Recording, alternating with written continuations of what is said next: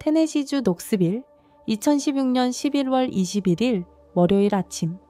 엠마는 문을 잠갔다. 안에서.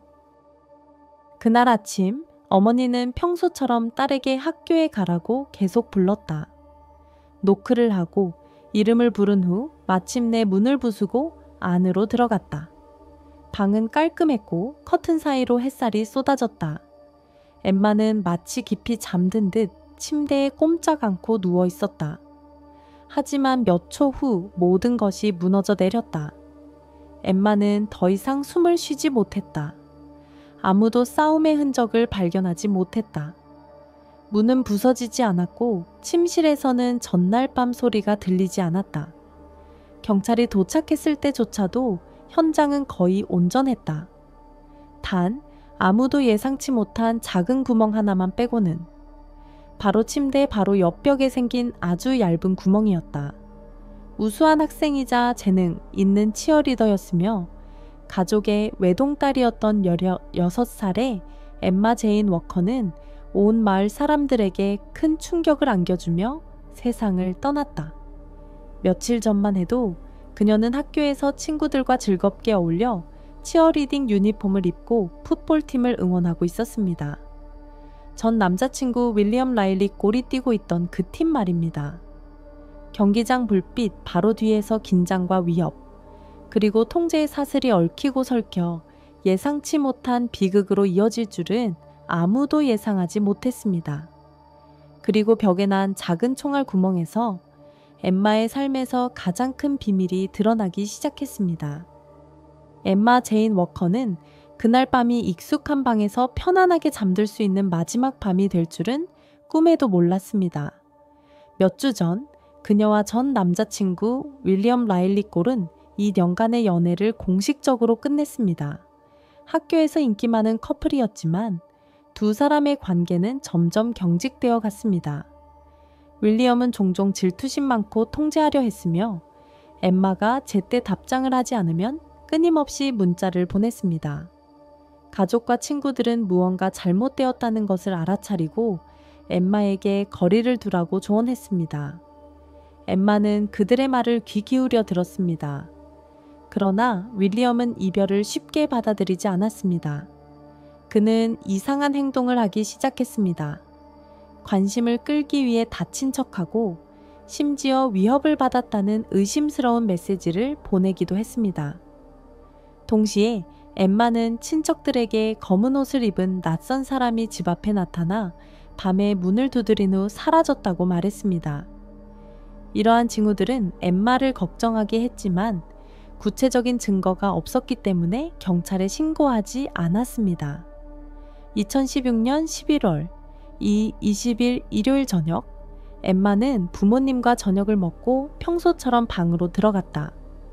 문을 잠그고 친구 몇 명에게 문자를 보낸 후 잠자리에 들었다. 밤새도록 집안에서는 아무도 이상한 소리를 듣지 못했다. 자정 무렵 집 밖에서 어두운 형체가 엠마의 침실 창문으로 조용히 다가왔다. 그 형체는 금속 물체를 들고 어둠 속에 가만히 서서 무언가를 하고 있었다. 밤중에 2개의 작은 소리가 울려 퍼졌다. 방 안은 여전히 고요했다. 엠마는 아무도 듣지 못한 채 자택에서 세상을 떠났습니다. 아무도 직접 목격하지 못했습니다. 하지만 작은 단서들, 간과되었던 세부 사항들이 마침내 이 모든 일을 계획했던 누군가의 초상을 그려내기 시작했습니다. 녹스빌의 작은 집에서 월요일 아침은 여느 때와 다름없이 시작되었습니다. 딸이 학교 갈 준비를 위해 일찍 일어나는 것에 익숙했던 엠마의 어머니는 시간이 흘러도 엠마의 방이 잠겨있지 않자 걱정하기 시작했습니다. 문을 두드리고 딸의 이름을 부르며 몇 번이고 되뇌었지만 아무런 응답이 없었습니다. 불안감은 더욱 커졌습니다. 아직도 딸의 이름이 들리지 않자 엠마는 용기를 내어 문을 열었습니다. 하지만 문은 안에서 잠겨 있었습니다. 어떻게 된 일인지 엠마는 걸쇠를 부수고 문을 밀고 방으로 들어갔습니다. 눈앞에 익숙한 광경이 펼쳐졌습니다. 깔끔한 방, 커튼 사이로 쏟아지는 은은한 빛, 정돈된 베개. 엠마는 조용한 방 안에서 미동도 없이 꼼짝 않고 누워 있었습니다. 언뜻 보기에는 쉬고 있는 것처럼 보였지만 몇 초 후 엠마의 반응이 없다는 것을 깨닫고 경악했습니다. 가족들은 즉시 구급차를 불렀습니다. 911 신고는 공황 상태에 빠진 어머니가 벌벌 떨며 흥분한 모습으로 녹음되었습니다. 구급대원들이 즉시 출동했고 지역 경찰도 뒤따랐습니다. 응급구조대원들이 방에 들어갔을 때 그들은 소란을 피하며 방을 그대로 두었습니다. 아무런 혼란도 혈액흔도 경보음도 없었습니다. 시신은 바닥에 등을 대고 누워 있었고 침구는 거의 손대지 않은 채 정돈되어 있었습니다. 수사관들은 엠마가 준비되지 않은 상태, 아마도 잠자고 있는 동안 사건이 발생했을 것이라고 결론 지었습니다. 초기 조사에서 수사관들은 특이한 점을 발견했습니다. 침대 머리맡 벽에 이상한 점이 하나 있었습니다. 작은 페인트 벗겨짐처럼 보였지만 실제로는 외부의 힘에 의한 흔적이었습니다. 창밖에서는 경찰이 잔디밭 한가운데에 작은 금속 케이스 2개를 발견했습니다. 그때 첫 번째 가설이 형성되었습니다. 누군가 창밖에 서서 벽을 통해 무언가를 했다는 것입니다. 이 정보는 즉시 본부로 전달되었습니다. 경찰은 해당 지역을 봉쇄하고 모든 세부 사항을 기록했으며 증거를 압수했습니다. 한편 엠마의 갑작스러운 사망 소식이 학교 전체에 퍼져 학생, 교사, 그리고 지역사회는 충격에 빠졌습니다. 사랑받고 모범적인 소녀가 세상을 떠났고 그 원인은 그때까지 여전히 큰 의문으로 남아 있었습니다. 집 주변을 정찰한 후 조사팀은 엠마의 침실 안팎을 구석구석 철저히 수색하기 시작했습니다. 강제 침입이나 유리 파손의 휘너처몬의 흔적은 없었습니다. 방은 대체로 온전했습니다.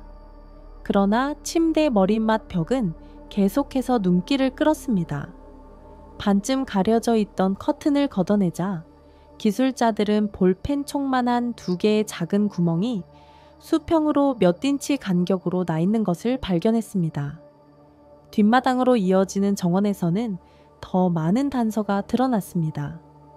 낮은 덤불 아래에서 조사팀은 밤이슬에 살짝 축축해진 2개의 금속 상자를 발견했습니다. 그곳에서 침실 창문까지의 거리는 사람이 겨우 서 있을 수 있는 정도였습니다. 전문 기관의 조사 결과 엠마는 사건 이후 아무런 반응도 보이지 않았으며 사망 시간은 자정 이후인 것으로 확인되었습니다. 생명에 직접적인 영향을 미친 주요 충격 외에는 시신의 다른 충돌 흔적은 없었습니다. 수사관들을 당혹스럽게 한 것은 사건 발생 방식이었다. 소음도, 기물 파손도, 방 안에는 물적 증거도 거의 없었다. 하지만 의심을 불러일으킨 것은 완벽한 침묵이었다. 누군가 치밀하게 계획하고 침실의 위치를 정확히 알고 가족이 잠든 시간을 정확히 노린 것이 분명했다. 이 때문에 경찰은 이 사건이 우발적인 행위가 아니라 사전 준비 행위라고 판단했다. 범죄 현장 수사가 완료된 직후 당국은 피해자와 가장 가까이 접촉했던 사람들을 조사하기 시작했습니다. 엠마는 인기 있는 학생이었고 친구나 이웃과 갈등이 없었습니다. 그녀의 모든 사회적 관계는 깨끗했습니다. 윌리엄 라일리 골이라는 이름은 곧 조사 대상자 명단의 맨 위에 올랐습니다. 윌리엄은 엠마의 전 남자친구였습니다. 두 사람의 관계는 2년 넘게 지속되었지만 최근에 끝났습니다. 엠마의 친구들은 그녀가 관계 마지막 몇 달 동안 압박감을 느꼈고 윌리엄의 통제적인 메시지와 무례한 행동에 대해 자주 불평했다고 말했습니다. 결별 후에도 윌리엄은 여전히 엠마에게 여러 번 연락을 시도했고 심지어 밤에 엠마의 집 근처에 나타나기도 했습니다. 엠마 자신도 집 주변에서 이상한 인물을 보면 불안해진다고 가까운 친구들에게 말했는데 이 사실이 수사관들을 특히 걱정하게 만들었습니다. 경찰은 윌리엄을 조사에 참여시키기로 결정했습니다. 처음 대화에서 그는 침착한 태도를 보이며 사건과 아무 관련이 없다고 주장했습니다. 윌리엄은 사건 당일 밤 친구 집에 있었다가 엠마에게 마지막 메시지를 몇 개 보내고 일찍 잠자리에 들었다고 진술했습니다. 처음에는 의심스럽지 않았지만 경찰은 메시지 시간을 비교했을 때 윌리엄이 납득할 수 없는 몇 시간의 불합리한 시간 차이를 발견했습니다. 이후 신문에서 윌리엄은 모순되는 모습을 보이기 시작했습니다. 윌리엄이 친구들에게 자랑했던 할아버지의 총에 대한 질문에 그는 총이 어디에 있는지도 모르고 사용하지도 않았다고 답했습니다.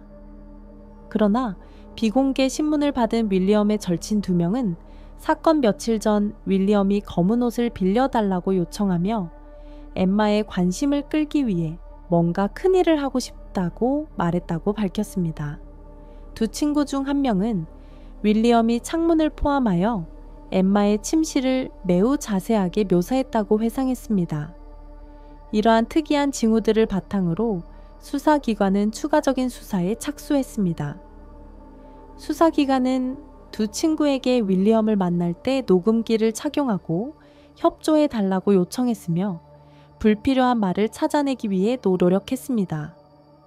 녹음된 대화에서 윌리엄은 당황한 듯 보이며 실종된 총에 대해 여러 차례 언급하고 경찰이 흔적을 찾을까봐 걱정했습니다. 그는 직접 시인하지는 않았지만 그의 빙빙 도는 말투와 제자리에 버려도 찾을 수 없을 거야. 와 같은 발언은 수사팀에게 의심의 여지를 남겼습니다. 핵심은 특별한 상황에서 나왔습니다. 공황 상태에 빠진 윌리엄은 친구 2명에게 전화하여 증거를 처리해 달라고 부탁했습니다. 경찰은 멀리서 모든 움직임을 감시했습니다. 윌리엄이 밤에 인적 없는 다리 지역에 도착했을 때 그는 길고 무거운 물건, 즉 9mm 권총이 든 천 자루를 들고 있었습니다. 그 순간 경찰이 개입하여 윌리엄을 정식 수사를 위해 구금했습니다. 경찰서로 연행된 후 윌리엄은 피로와 변호사 필요성을 이유로 추가 정보 제공을 거부했습니다. 그러나 심층 조사를 수행하기에 충분한 증거가 확보되었습니다. 회수된 총은 현장에서 발견된 2개의 금속 케이스와 정확히 일치했습니다. 반면 윌리엄의 차에서 발견된 검은색 옷과 장갑에는 엠마의 침실 커튼 소재와 일치하는 페인트 얼룩과 섬유질이 포함되어 있었습니다. 또한 휴대전화 기기와 위치 데이터를 면밀히 분석한 결과 사건 당시 윌리엄의 휴대전화가 엠마의 집 근처에 있었던 것으로 나타났는데 이는 그의 이전 증언과 상반됩니다. 사건 전후의 문자 메시지에서도 비난, 분노, 후회 등 감정이 뒤섞인 감정이 드러났는데 이는 정서불안정증 환자에게 흔히 나타나는 감정 표현입니다. 물리적 증거 외에도 심리 분석가들이 참여했습니다.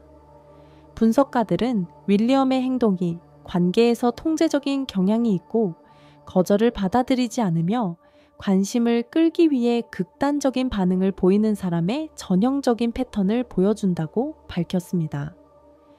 이러한 묘사는 엠마의 친구들이 이전에 진술한 내용과 일치하여 이 행동이 자발적인 반응이 아니라 계획적인 행동이었다는 가설을 더욱 뒷받침했습니다.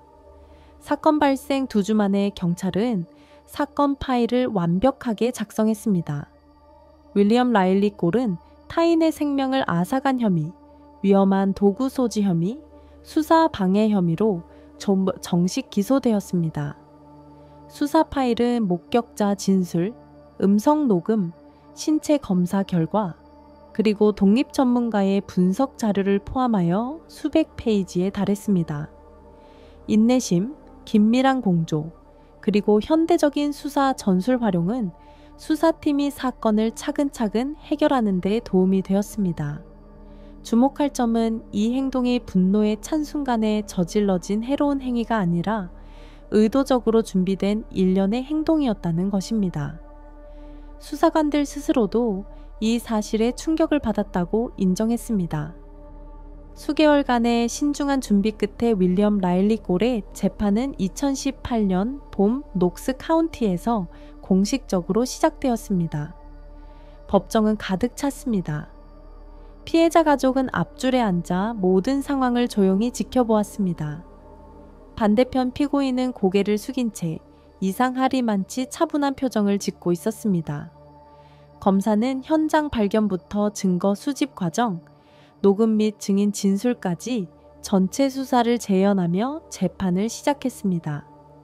검사는 사전 계획과 피고인의 행동 통제 능력을 강조하며 피고인의 행동이 통제력 상실의 순간이 아니라 일련의 치밀한 계산의 결과라고 주장했습니다.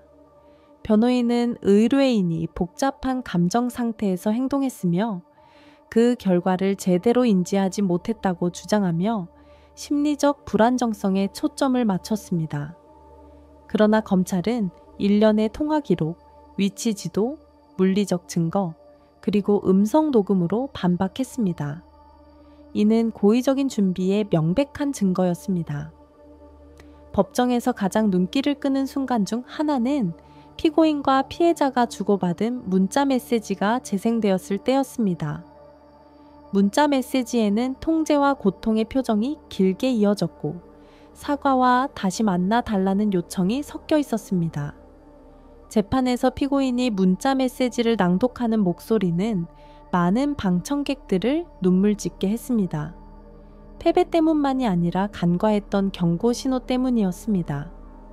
며칠간의 논쟁 끝에 배심원단은 판결을 내렸습니다. 단 며칠간의 심의 끝에 판결이 발표되었습니다. 윌리엄 라일리 골은 1급 살인 혐의로 유죄 판결을 받았고 추가로 풍기문란 행위와 위험한 도구 소지 혐의도 적용되었습니다. 형량은 종신형으로 최소 51년 동안 가석방이 금지되었습니다. 이 판결은 대중의 공감을 얻었지만 지역 사회에는 깊은 여운을 남겼습니다. 많은 사람들이 젊은 커플이 함께 걷는 모습을 봤다고 했지만 그들의 관계에 불안정한 징후가 많다는 사실은 전혀 몰랐다고 말했습니다. 엠마가 다녔던 학교에서는 특별 추모식을 열고 청소년들의 건강한 관계에 대한 인식을 높이기 위한 캠페인을 시작했습니다. 재판은 끝났지만 그 사건의 여파는 여전히 남아 있습니다. 10대의 사랑과 해로운 행동 사이에 깨지기 쉬운 경계를 깊이 일깨워주는 사건입니다. 엠마 제인 워커는 어린 나이에 꿈과 미래를 이루지 못한 채 세상을 떠났습니다. 그녀의 이야기는 단순한 판결로 끝난 법적 문서가 아니라 겉보기에 무해해 보이는 관계에서 흔히 간과되는 것이 무엇인지를 강력하게 일깨워줍니다.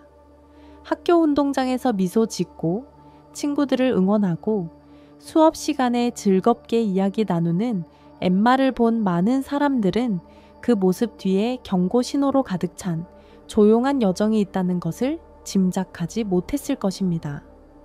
모든 사람이 미묘한 통제나 감정 조작을 알아차리는 것은 아닙니다.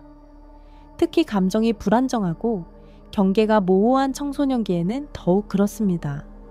가족, 친구, 선생님, 즉 엠마와 가까웠던 사람들은 모두 후회를 품고 있습니다.